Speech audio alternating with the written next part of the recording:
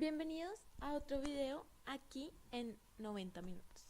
Hoy vamos a continuar con nuestra historia mundialista y vamos a hablar del Mundial de Italia 1934, la segunda cita orbital, esta vez en el continente europeo. Así que empecemos. La primera Copa Europea no pudo desligarse del enrarecido clima político que envolvía el viejo continente. Los libros de historia del fútbol, publicados en Sudamérica, hacen referencia a los saludos nazis o fascistas, que efectuaban las selecciones de Alemania e Italia, mientras sonaban sus respectivos himnos antes de los partidos.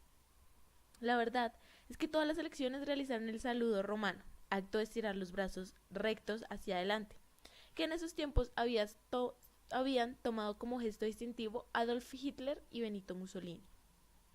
Distintos periódicos de entonces destacaron que, por ejemplo, antes de enfrentarse el 27 de mayo en Bolonia, las selecciones de Argentina y Suecia saludaron al palco oficial con sus brazos extendidos al frente.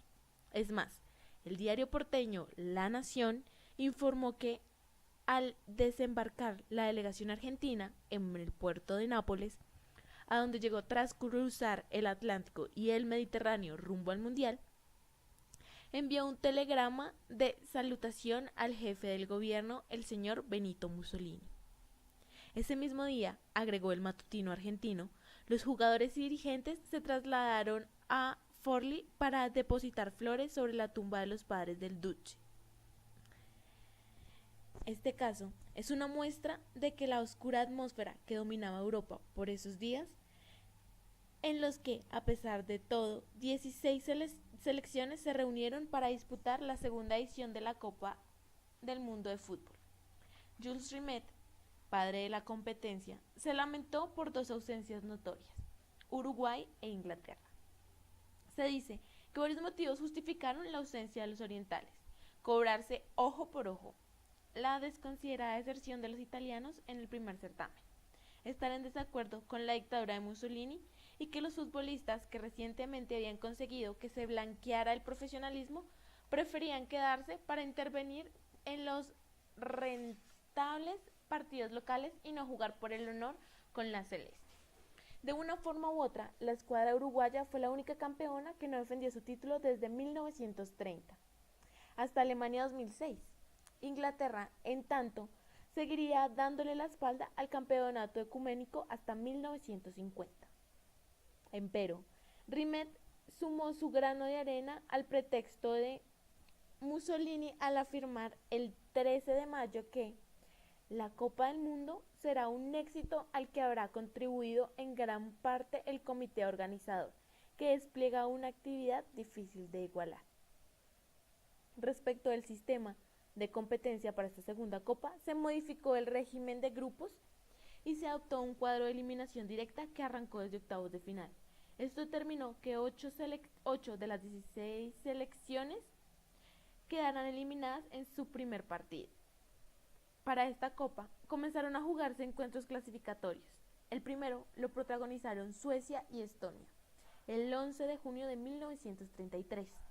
El equipo escandinavo se impuso por 6-2. Comenzada la competencia, el 27 de mayo, la victoria de Austria sobre Francia 3-2 en Turín por los octavos de final. Hubo otra novedad: se disputó el primer alargue mundialista. Días después, Italia y Checoslovaquia jugarían el primer tiempo extra en una final. Barcos. Así como en Uruguay significó una larguísima travesía marítima para las 4 selecciones europeas y la de Estados Unidos y México que viajaron a Montevideo, llegar a Italia no fue tampoco sencillo para los equipos americanos. Brasil y Argentina, por ejemplo, demoraron casi 2 semanas en arribar a la península y apenas 2 o 3 días para quedar eliminados, gracias al nuevo sistema de competencia.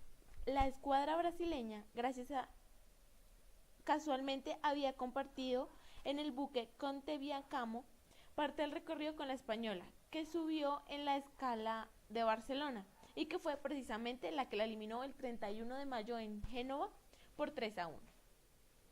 Pero peor la pasaron México y Estados Unidos. Las dos selecciones hicieron juntas en la misma embarcación la larguísima travesía hasta Roma, donde el 24 de mayo disputaron la eliminatoria.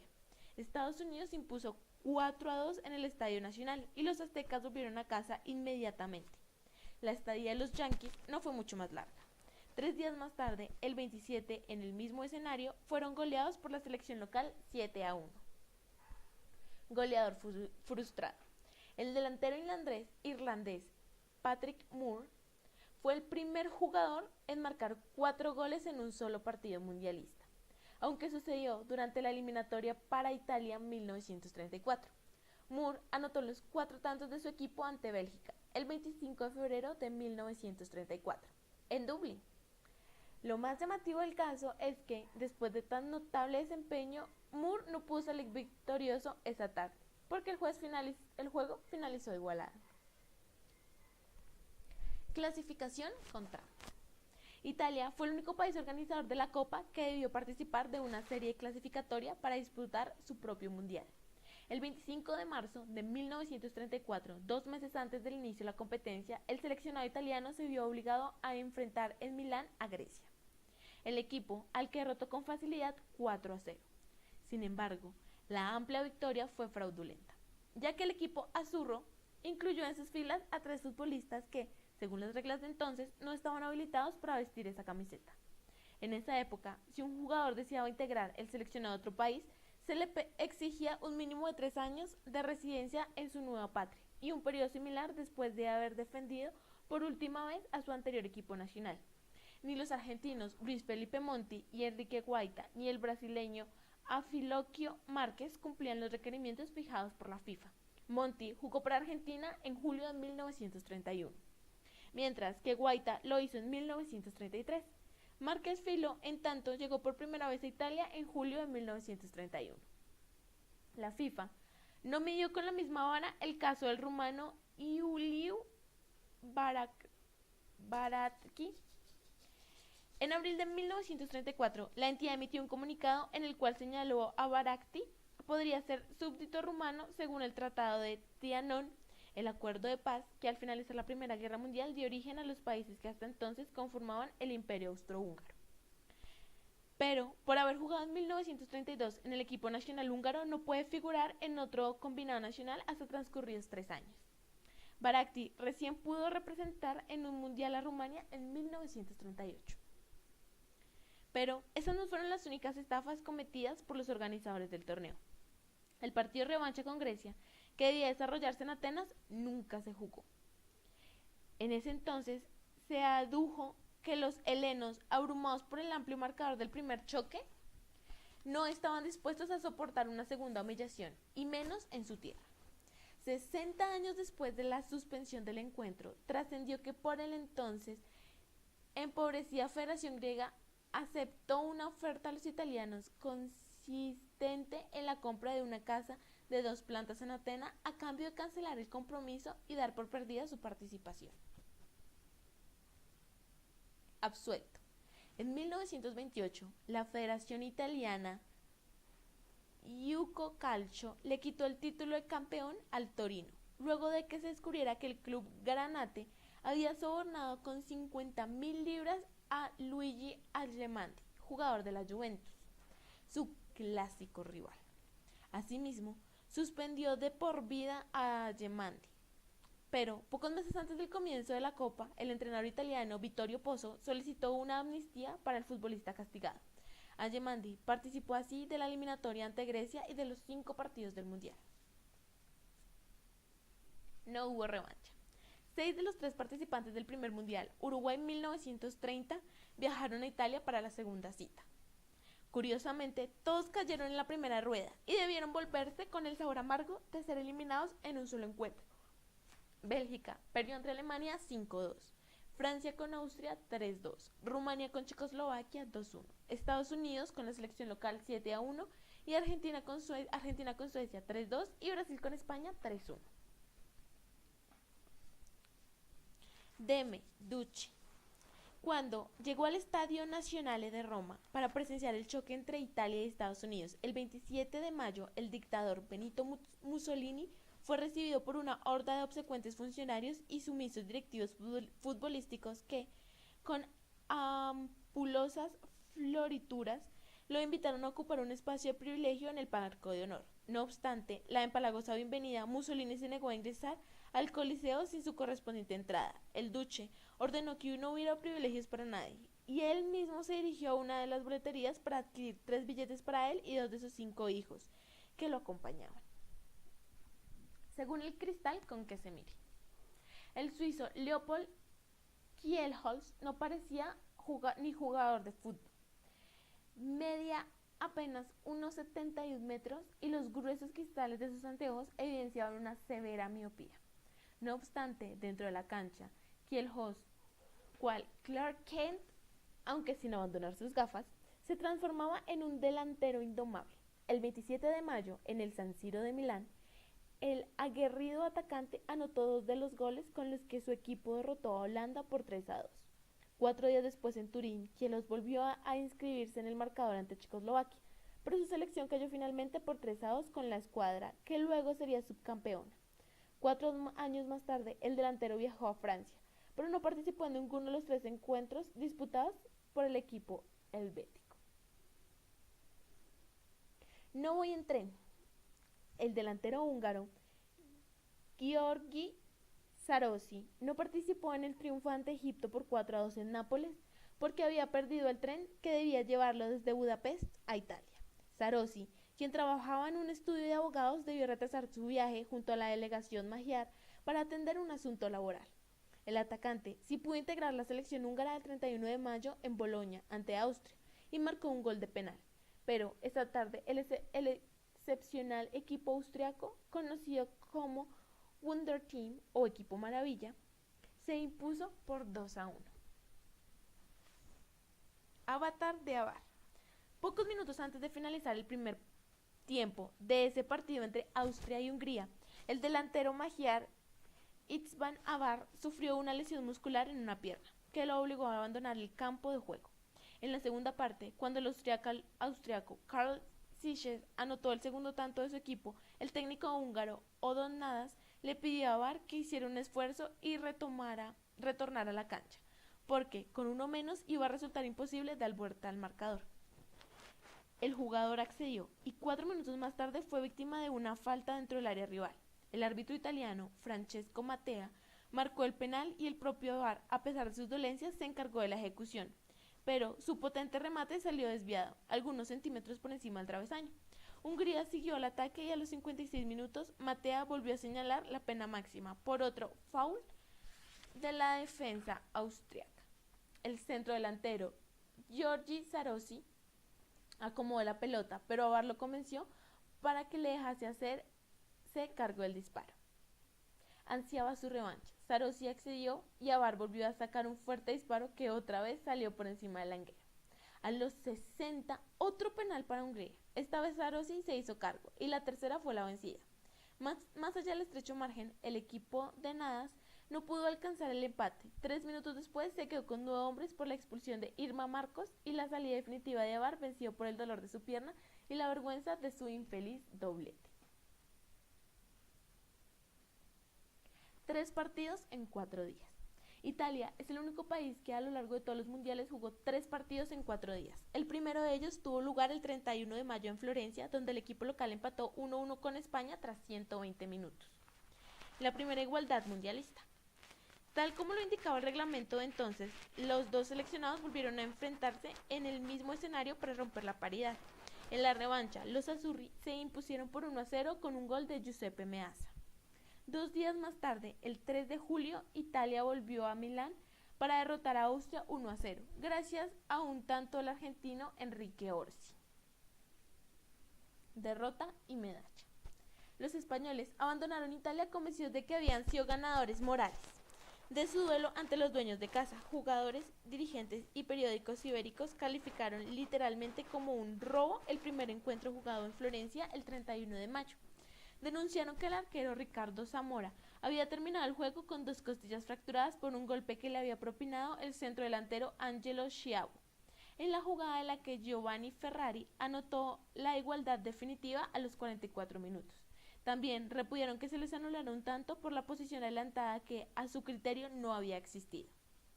Nos han birlado el partido. Lo más indignante de todo han sido los 2 goles que han decidido el partido, el que les ha regalado a ellos y el que nos han anulado a nosotros.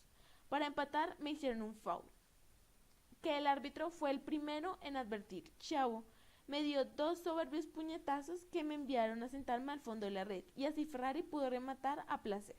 El árbitro iba a anularlo cuando los italianos le trajeron a los jueces de línea, y estos lo convencieron para que diera validez a semejante tanto. Se desahogó Zamora luego del encuentro. También dijeron que los vascos Isidoro Langara e Irrasti Siriaco habían quedado inutilizados para la revancha debido a la brusquedad de los italianos y la ostentosa decisiva del árbitro belga Louis Baert. En realidad, la violencia afectó a las dos escuadras. Para el desempate, los italianos tuvieron que efectuar 4 modificaciones por contusiones y los españoles 7. Los diarios hispanos se quejaron asimismo de que en el segundo juego, que tuvo lugar 24 horas más tarde, el referee suizo René Merced dejó pegar a mansalva a los locales. Los ibéricos disputaron casi todo el segundo tiempo con 10 hombres por la lesión de Cristiano Bosch y también con su arquero suplente Juan Nogués golpeado. ¿Casualidad o no? Baer y Merced fueron expulsados del campeonato al día siguiente. Aunque eliminados el 1 de junio, Italia se impuso por 1-0 con gol de Giuseppe Meazza. Los españoles regresaron a casa como verdaderos triunfadores. Además de los distintos banquetes y fiestas en honor a los jugadores, el periódico madrileño La Voz indicó en su suscripción nacional para premiar con una suma de dinero y medallas de oro a los integrantes del equipo. Según el matutino, los italianos vencieron por su juego brusco y el propósito de la colecta es demostrar que se respeta y admira la valiente lucha de los españoles. Nadie quedó fuera de la iniciativa. Los primeros en depositar sus contribuciones fueron el alcalde de Madrid, los miembros del Consejo Deliberante y todos los funcionarios comunales. Bronca. Después de que Italia venció a Austria por 1-0 en Milán, el técnico visitante Hugo Meils volaba de bronca. Debimos ganar porque sobre el terreno se ha demostrado que nuestra técnica es muy superior a la de los italianos, pero me ha fallado la línea delantera. Se han impuesto, han llevado con seguridad el ataque, pero les ha faltado calor. A la hora de tirar se han mostrado completamente estúpidos, disparó el entrenador a un periodista. Además de reconocer las fallas de sus hombres, Meils atribuyó el triunfo azurro a un arbitraje parcial del sueco Iván Eklund y a las presiones extrafutbolísticas del fascismo. Es imposible ganar en el ambiente que han preparado. Hay que resignarse y dejar que los azules se queden con el título, pero esto no nos impedirá declarar que su fútbol no es el mejor y que el título de campeones del mundo no lo conseguirán con justicia. El técnico fue terminante. Son brutalidades inadmisibles y, si no se corrigen, perturbarán el verdadero deporte. Hoy, un juramento. Enrique Guaitá reveló varios años después de la final ante Checoslovaquia que, si hubiéramos tenido que enfrentar a Argentina, no jugábamos para Italia. Lo juramos Luis Monti, Raimundo Orsi, Attilio de María y yo, antes del comienzo del torneo, aseguró Guaitá. Gracias a la rápida derrota albiceleste, los 4 italo-argentinos no necesitaron renunciar al equipo azurro. Fue una suerte si se tiene en cuenta las represalias que solía tomar el fascismo con aquellos a los que consideraban traidores. El nazi, la boda y las camisetas. El 31 de mayo, cuando volvió al hotel de Milán luego de haber participado en el triunfo ante Suecia por 2-1 en San Siro, el volante Rudolf Gramlich recibió una mala noticia. La fábrica de zapatos para la que trabajaba en Frankfurt de propietarios judíos había sido confiscada por las autoridades nazis. Gramlich, quien se desempeñaba profesionalmente como curtidor, debió dejar de lado su pasión futbolera y retornar a casa para tratar de ayudar a sus patrones y salvar su única fuente de sustento. De retorno en Frankfurt, la buena reputación de Gramlich como integrante de la selección germana nada pudo hacer para cambiar el triste destino de sus empleadores.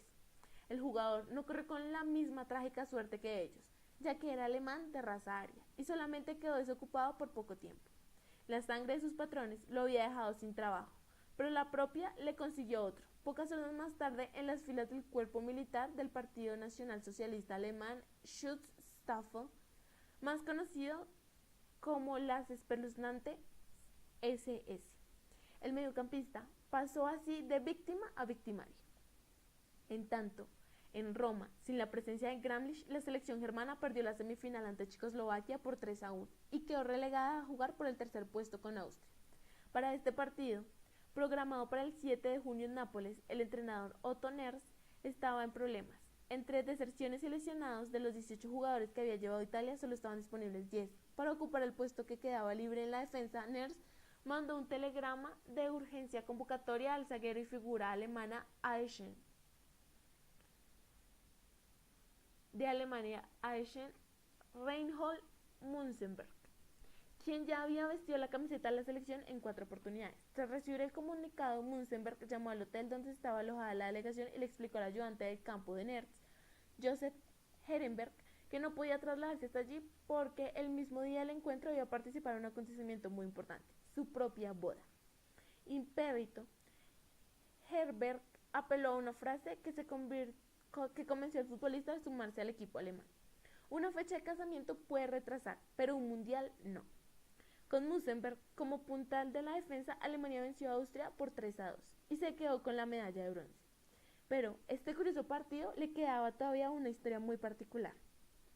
Cuando salieron al césped del estadio napolitano Giorgio Ascarelli, las dos escuadras vestían sus uniformes tradicionales, de color blanco y pantalón negro. La única diferencia estaba en las medias. Las germanas tenían una franja blanca más ancha. En su libro 100 Highlights Football Montaufnahmen Weltmeisterschaften de 1930 a 1998, el periodista Andreas Baingo afirma que, como los capitanes no se pusieron de acuerdo sobre cuál de los dos conjuntos debía cambiar su atuendo, el árbitro italiano Albino Carraro, decidió comenzar el juego a pesar del conflicto cromático. La confusión fue tal que los espectadores italianos no sabían cuál equipo atacaba hacia un lado y cuál para el otro. Tal vez favorecidos por esta increíble situación, los alemanes se pusieron en ventaja 2-0 en pocos minutos, de la mano, o mejor dicho, los pies de Ernst Lenger y Edmund Koning. Desconcertados, los austríacos le pidieron permiso a Carraro para sacarse las camisetas y calzarse unas del equipo local, Napoli, que había conseguido de apuro uno de sus dirigentes.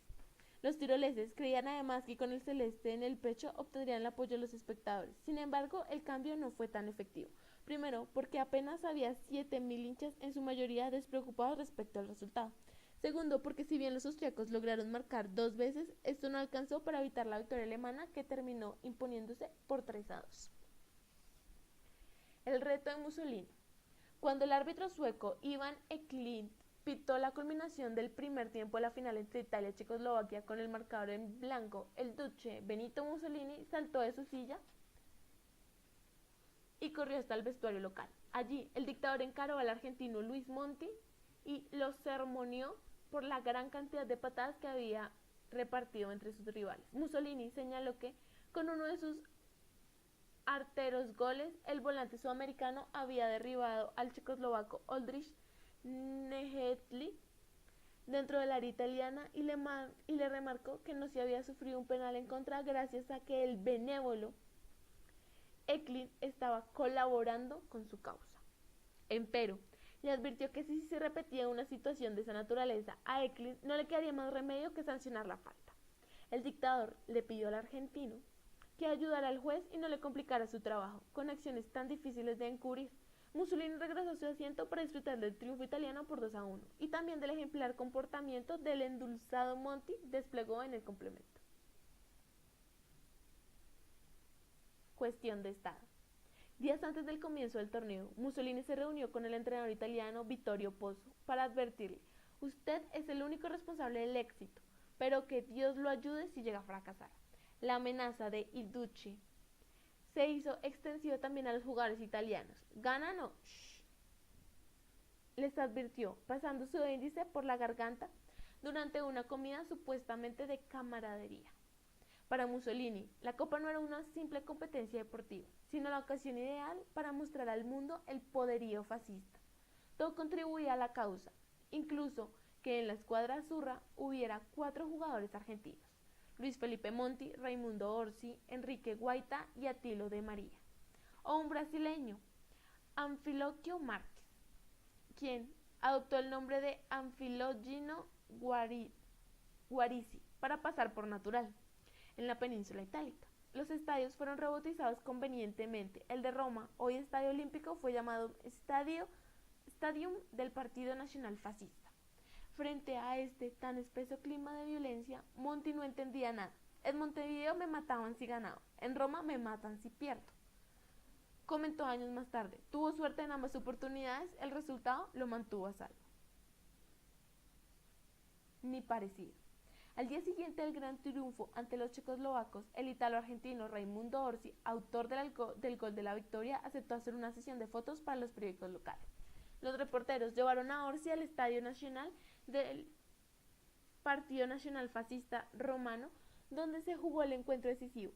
Colocaron sus cámaras detrás del arco en el que se había señalado la conquista y le pidieron al héroe que repitiera el formidable disparo que había doblegado al famoso arquero checoslovaco František Planica y consagrado campeón a Italia.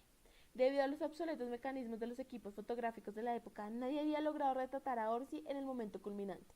El argentino, que se había vestido para la ocasión con los colores azurri para dar mayor realismo a la imagen, probó 1, 2, 3, 20 veces, pero la pelota nunca pasó ni cerca por el sector junto a un palo donde había ingresado la tarde anterior.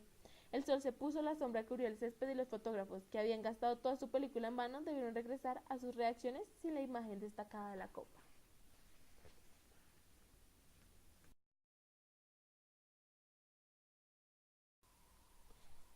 Gracias por acompañarme en otro video y nos vemos en el próximo. Que tengan un buen día.